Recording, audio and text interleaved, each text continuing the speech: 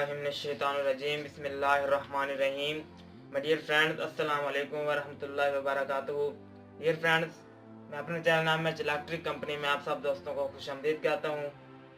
तो इससे पहले आप लोगों से एक रिक्वेस्ट है कि अगर आपने मेरे चैनल को सब्सक्राइब नहीं किया तो प्लीज़ मेरे चैनल को सब्सक्राइब करें और इस वीडियो को शुरू से लेकर एंड तक लाजमी देखें। तो दोस्तों, आज मैं आपको बताऊंगा सीलिंग फैन को सीरीज बोर्ड के ज़रिए से कैसे चेक किया जाता है। तो दोस्तों, आप लोग देख रहे हैं कि ये कैपेसिटर कनेक्शन जो है सीलिंग फैन के साथ हुए हैं।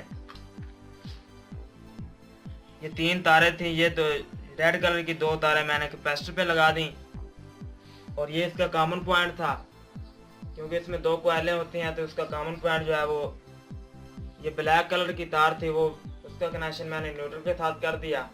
और जो फेज सप्लाई थी वो मैंने कैपेसिटर के एक टर्मिनल पे लगा दी और दूसरा टर्मिनल पे एक तार लगी है, तो जबकि दूसरे टर्मिनल पे 2 तारें लगी हैं।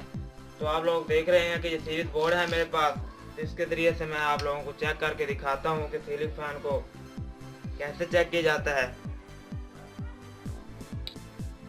तो दोस्तों, जैसे मैंने इसमें लगाया ये स्विच, तो सीलिंग फैन ख़राब है क्योंकि ये लैंप रोशन नहीं हुआ। अगर लैंप रोशन होता तो ये सीलिंग फैन ठीक होता। तो अब मैं कैपेसिटर उतार के आप लोगों को बताता हूँ कि ये है कि इसके टर्मिनल से आगे सप्लाई फॉरवर्ड भी हो रही है या नहीं हो रही। तो दोस्तों, मैंने सप्लाई को उतारा, तो अब मैं कैपेसिटर को उतारता हूँ।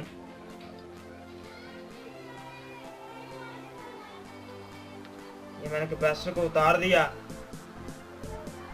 तो अब मैं चेक करता हूँ कि है कि ये इसके टर्मिनल ठीक भी हैं या नहीं।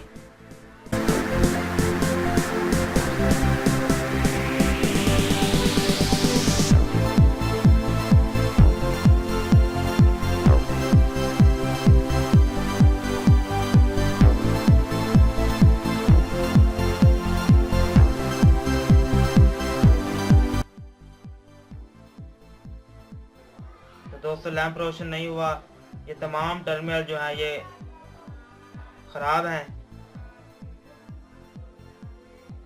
तो दोस्तों, ये थे इसका चेकिंग का तरीका सीरीज बोर्ड के ज़रिए से। तो दोस्तों, अगर ये मेरी वीडियो आप लोगों को पसंद आई हो तो इसको लाइक ज़रूर करें और मेरे चैनल को सब्सक्राइब लाजमी करें। Thanks for watching. अल्लाह निगहबान।